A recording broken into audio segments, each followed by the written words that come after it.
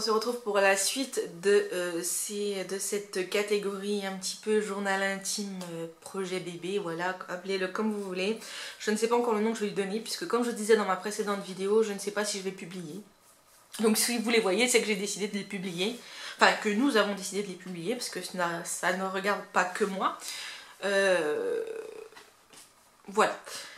Donc j'en étais à une nouvelle gynécologue. Donc j'ai pris rendez-vous j'ai pris rendez-vous, oui, et j'ai eu rendez-vous donc le 2 août. Signe ou pas du destin, je ne sais pas, puisque ça tombe, là c'est le jour d'anniversaire de notre mariage, voilà. Et ça faisait 3 ans qu'on était mariés, donc voilà. Sachant qu'avant, en février, j'avais débuté une perte de poids. Donc je suis allée chez cette gynécologue, comme je vous disais, la boule au ventre. Même si mon chéri m'avait dit qu'elle était très gentille, qu'elle ne jugeait pas, qu'elle était posée, qu'elle était... etc. J'ai quand même eu peur et je pense que c'était instinctif, c'était pour me protéger en fait, je pense. Et quand je suis arrivée devant cette dame, cette gynécologue, je me suis sentie libérée en fait. Le premier rendez-vous, j'étais quand même assez stressée, même devant elle. Et à la fin du rendez-vous, je peux vous dire que j'étais soulagée. Et en fait, cette dame est très gentille, très humaine, très bienveillante. Et bon Dieu, qu'est-ce que ça fait du bien d'avoir un médecin bienveillant en face de vous. Surtout quand vous êtes en obésité comme moi. C'est très dur d'avoir le corps médical bienveillant en face de vous. Ils ne sont pas tous, il y en a qui le sont, mais ça reste quand même assez rare. Et c'est vraiment dommage parce que je pense qu'on n'est pas débiles. On sait très bien que notre poids ça pose problème. On sait très bien qu'il faut qu'on en perde, hein, voilà. Mais un peu d'humanité ça peut faire du bien aussi. Donc je suis allée la voir, on lui a expliqué notre histoire, on lui a expliqué notre cas. Elle avait récupéré mon dossier médical de l'hôpital public. Et de là, elle nous a prescrit... Elle nous a prescrit des examens, parce que bon, si vous comptez bien, ça faisait quand même 4 ans que l'on était en essai, du coup. On était en essai naturel, quoi, comme on m'a toujours dit qu'on faisait les bébés, quoi, voilà. Sans chercher plus loin que le bout de notre nez. Et donc, du coup, cette gynécologue nous a prescrit des examens. Donc, au début, les premiers examens, bah, ça a été la prise de sang, un bilan hormonal, bien évidemment, pour voir si tout allait bien de mon côté. À mon chéri, elle lui a fait faire un spermogramme, c'est ça, oui, je crois, avec tout ce qui va avec, pour voir s'il n'y avait pas de problème de son côté à lui. Et j'ai fait une hystérosympagographie, je crois. Je vous remettrai le nom quelque part. En fait, c'est un examen, c'est une radio pour voir un petit peu si tout va bien à l'intérieur. Je vous expliquerai un peu plus en détail dans une autre vidéo. Je pense que ça peut être sympa, ça peut être bien pour celles qui doivent le faire et qui ne savent pas comment ça se passe. Donc du coup on a fait tous ces examens là avec également une échographie pendant mes règles pour voir si tout allait bien, et une après je crois. Bref, donc on a fait ces examens. Il s'est avéré qu'il n'y a pas de souci, tout va bien, que ce soit de mon côté ou du sien, donc ce qui est d'autant plus frustrant. Elle m'a prescrit donc du faston, acide folique, et elle m'a prescrit deux compléments alimentaires, donc c'est du Talamag et de l'Olégops Procréa. Je vous ferai une vidéo exprès là-dessus pour vous en parler, si ça vous intéresse. Et du coup, donc... le temps passe, elle me revoit régulièrement pour faire des examens, pour avoir, parce que bon, tout ça s'est passé sur plusieurs temps. Je sais que l'hystéro, je l'ai fait au mois de septembre, je la revoyais au mois d'octobre. Oui, je l'ai revu au mois d'octobre, je l'ai vu en septembre, non, je l'ai vu en août, je l'ai vu en septembre, et je l'ai vu en octobre aussi. Et donc, en novembre, on continue à prendre du faston. Et il s'avère qu'à ce moment-là, il m'est arrivé une petite tuile, on va dire. Je promenais le Ki et je voyais qu'il allait avoir de l'orage. Et moi, j'ai une peur bleue de l'orage quand je suis dehors. Par contre, quand je suis à la maison, j'adore. Bref, et là, je sortais le Ki et d'un seul coup, il y a eu un énorme... il y a la foudre, en fait, qui est tombée à 1 km de moi, quoi. Je l'ai appris ça plus tard que c'était pas très loin. À vol d'oiseau, c'est 500 mètres, quoi. Enfin, voilà. Et du coup j'ai eu énormément peur et j'ai couru, enfin bref je suis tombée, je vous passe les détails. Et en fait je pense que vu que j'ai eu tellement peur, ça a bloqué mon cycle du mois, même si j'avais pris le Dufaston. Donc j'ai laissé passer décembre et je l'ai appelé début janvier, voilà. Et début janvier, ben, elle m'a prescrit une prise de sang à faire pour voir si jamais je n'étais pas enceinte, bref. Je vais vous passer les détails, ça fera l'objet d'une autre vidéo, d'une story time, se passe à ce moment-là de ma vie. Et ensuite, bon bah bref, il se passe ce qui se passe. Et donc elle me dit, je vous revois dans 1 mois et demi, donc ça c'était fin janvier. Enfin dans 2 mois, oui c'était ça, dans 2 mois. Donc c'était fin janvier, donc elle me dit, je veux vous revoir en avril. Donc, sachant qu'en octobre, quand elle m'avait vu, elle m'avait dit s'il n'y a pas de grossesse naturelle, en avril on débutera un traitement. Donc arrivé avril, et là on débute un traitement. Donc elle me donne du Clomid. Clomid, Dufaston, acide folique, enfin bref comme d'habitude quoi. Donc moi toute contente d'avoir enfin un traitement et de pouvoir avancer, je vais dans ma pharmacie et je demande mon Clomid quoi, enfin normal, puisque je devais le prendre à J3 de mon cycle, voilà.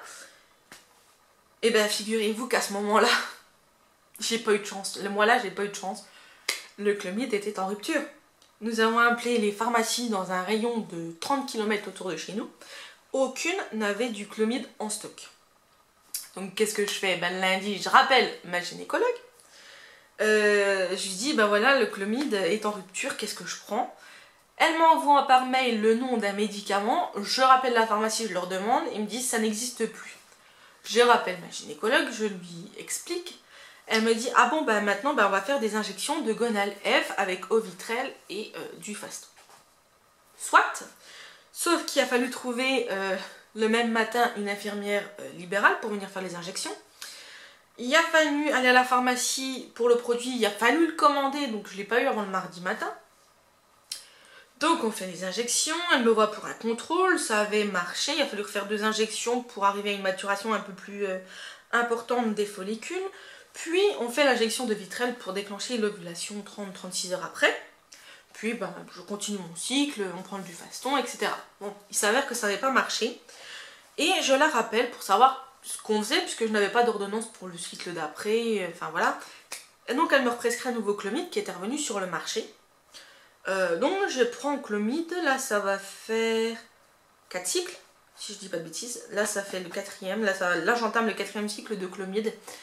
Bon bah ça n'a toujours pas marché, j'ai eu un espoir le mois dernier, pour la simple et bonne raison, c'est qu'elle m'avait demandé également de faire ma courbe de température.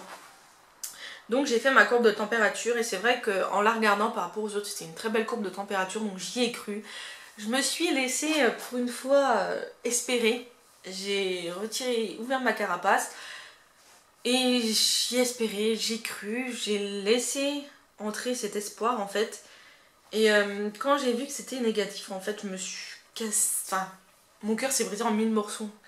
Et c'est vrai que j'en ai beaucoup souffert, j'ai pleuré pendant une bonne heure. D'ailleurs j'ai fait une insomnie cette nuit-là, c'est-à-dire que je me suis réveillée à 2h30, j'étais tellement impatiente de faire le test. Pour justement éviter de me faire cette fausse joie et de me projeter, même si je l'avais déjà fait dans ma tête et que je n'ai pas voulu me l'avouer.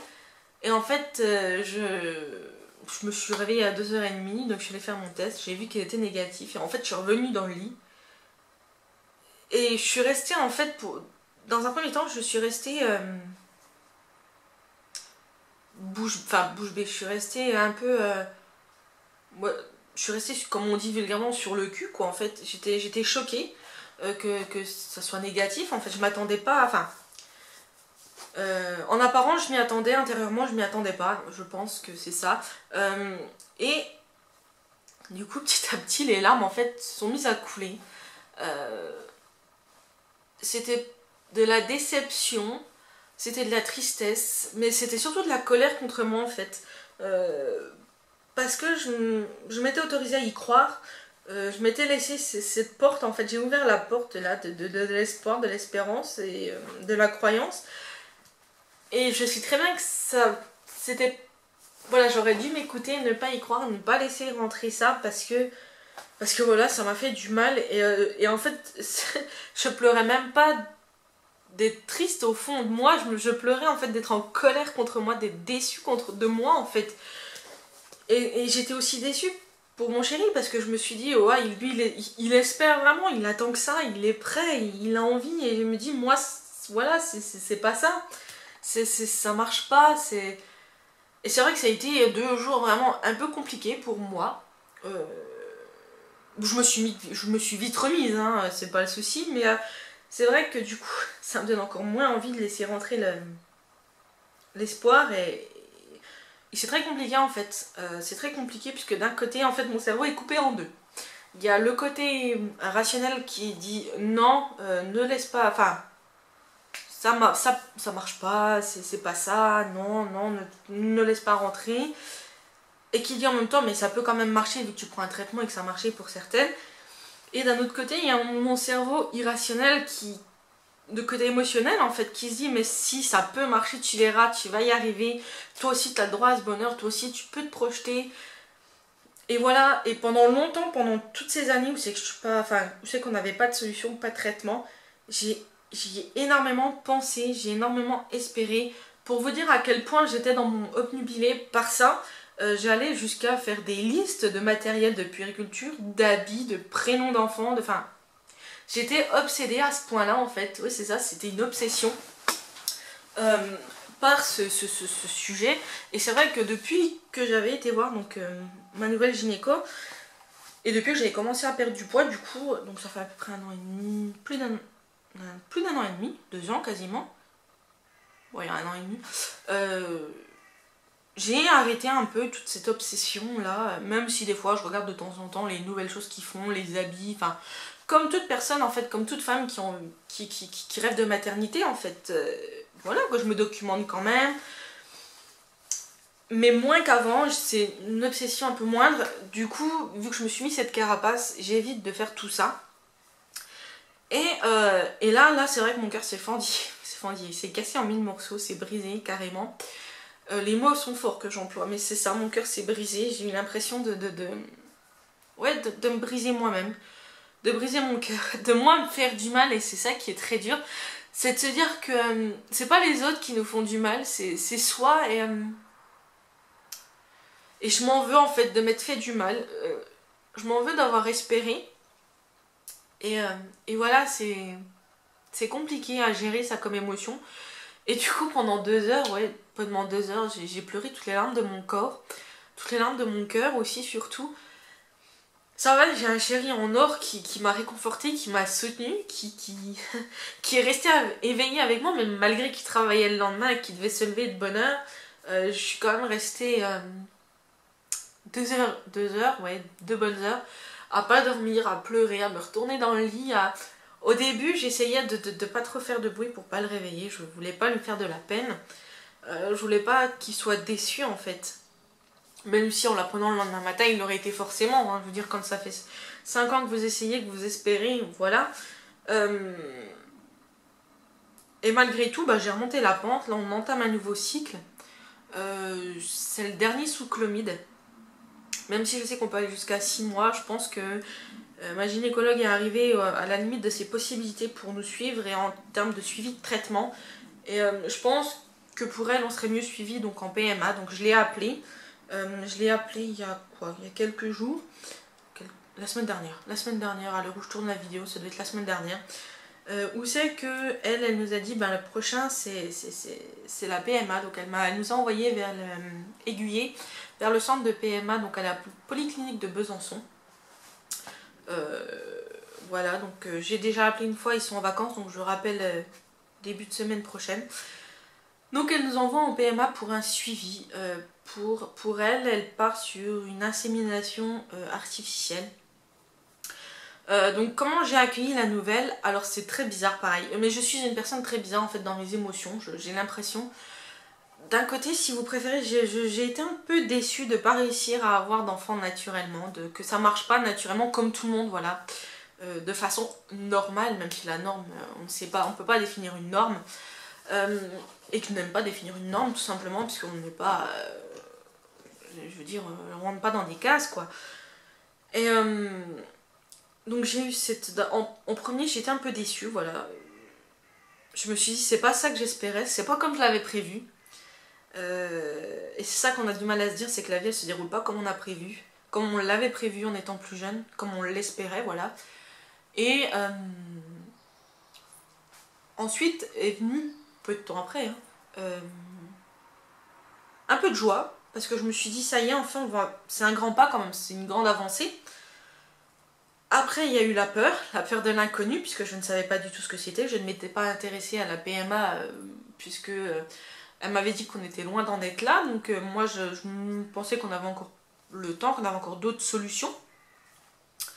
Et l'excitation aussi de cette nouvelle aventure, parce que c'est une nouvelle aventure, et voilà, je me suis dit ça y est, c'est le début d'une nouvelle chose, c'est un nouveau départ.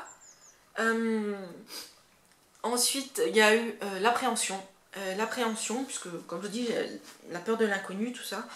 Et après est venue à nouveau la peur, mais la peur du jugement. La peur du jugement de la part des médecins, du jugement, du fait de mon poids. J'ai peur qu'on me juge à nouveau.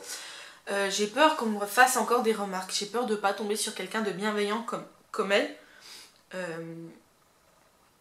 J'ai peur de tout ça, j'ai peur d'être recalée, j'ai peur de ce qu'ils peuvent dire en fait, c'est ça, c'est très bête, hein. Enfin, je sais pas si c'est bête, mais moi c'est mon ressenti, et c'est très bizarre en fait de ressentir toutes ces émotions là en même temps. Et là à l'heure actuelle en fait, je suis plutôt contente d'être dans cette voie là, parce que je sais que ça va nous apporter peut-être des réponses. J'espère qu'ils pourront apporter une réponse, parce qu'à l'heure actuelle on ne sait toujours pas pourquoi du jour au lendemain je n'ai plus eu de cycle, et que si j'arrête du faston en fait mes cycles ne reviennent pas en fait. Enfin tout du moins c'est ce qu'on pense. Donc du coup voilà, j'ai peur de tout ça, et en même temps j'ai hâte d'en savoir plus, j'ai hâte de mettre un pied là-dedans. J'en ai parlé à mes parents. Pour l'instant, il n'y a que mes parents à qui j'en ai parlé. Ma famille n'est pas trop au courant de mon parcours à ce niveau-là. Ma belle famille n'est pas non plus tout à fait au courant, même s'ils se doutent qu'il y a quelque chose, on n'en a jamais vraiment parlé, mais on va leur en parler. C'est vrai que je pense maintenant que nous allons aller dans cette branche-là, enfin dans cette voie-là. Il faut en parler, je pense que c'est important de mettre l'entourage au courant pour ne pas se sentir seul, et c'est ça en fait que j'ai fait depuis très longtemps. C'est en fait de mettre des barrières autour de moi et de ne pas parler à mon entourage de ce qui m'arrive, que ça soit en bien, en mal, que ça soit de mes sentiments, de mes ressentis. C'est vrai que je me suis mis des barrières, j'en ai pas parlé, j'ai du mal à en parler, tout simplement parce que je ne sais pas comment aborder le sujet. J'ai pas envie de passer pour la fille qui se plaint tout le temps, et c'est l'impression que j'ai de ce que je suis en fait. J'ai pas envie de les embêter, j'ai peur qu'ils comprennent pas aussi, qu'ils soient indélicats, qu'ils soient maladroits. Mais je pense que c'est important, je pense, pour ce nouveau parcours-là, d'être entouré, et que les personnes proches de nous sachent en fait ce qui nous arrive, pour savoir comment réagir avec nous, pour savoir pourquoi peut-être tel moment on sera plus fatigué, ou tel moment on sera déçu, triste, en colère. Enfin, je pense que c'est important, voilà, de leur dire. Donc je vais leur dire, je ne sais pas quand, mais je vais leur dire. Donc voilà où nous en sommes aujourd'hui. Je vais prendre rendez-vous, donc je ne sais pas ce qu'il adviendra, je ne sais pas ce que eux vont dire. Je ne sais pas, j'aurai peut-être des nouveaux examens à faire, on n'en sait rien, on verra bien. Et je vais partager tout ça parce que comme je vous ai dit dans la première vidéo, ça fait partie de ma vie, ça fera partie de mon histoire, et ça va construire la personne que je suis en train de devenir. Ces 5 premières années de parcours, de combat, ont fait qui je suis aujourd'hui, avec mes grandes faiblesses et peut-être mes qualités. Et je trouve important en fait de garder une trace de tout ça, aussi bien pour les transmettre que pour moi, en fait me rappeler de tout ce que... en fait que je suis quand même une personne forte malgré tout, puisque c'est pas évident de vivre tout ça. Je sais qu'il y a pire, et j'en suis totalement consciente. Il y a des femmes, c'est plus horrible que ce que moi je peux vivre. Mais pour moi, en fait, je me dis que je suis déjà forte d'avoir vécu tout ça, qu'il y a peut-être des personnes qui auraient abandonné bien avant. qui aurait laissé tomber bien avant, ou peut-être que du coup qui serait bougé plus vite que moi, je ne sais pas. Je ne sais vraiment pas, en tout cas voilà pour l'instant ce qu'il en est. Donc j'espère que ces deux vidéos là sur un peu le point de mon parcours vous aura un petit peu aidé. J'espère que si vous avez des personnes qui vivent la même chose, ça pourra les aider, n'hésitez pas à les partager. Ça fait toujours du bien d'avoir l'expérience de quelqu'un d'autre, le retour de quelqu'un d'autre. J'y reviendrai dans ma prochaine story time, où c'est que l'expérience d'une personne m'a vraiment aidé à relativiser les choses. Et voilà, je me dis que partager c'est la meilleure chose que je puisse en faire. C'est la meilleure chose qui puisse ressortir de cette expérience. Et voilà, donc je vais partager tout ça avec vous. Vous allez suivre cette expérience avec nous. Voilà. Donc n'hésitez pas à liker la vidéo, à laisser un petit commentaire gentil de soutien, voilà. À vous abonner si ce n'est pas encore fait si vous voulez voir la suite de cette série. Et voilà, moi je vous dis à très bientôt pour une prochaine vidéo. Je vous fais plein de bisous et à bientôt. Bisous.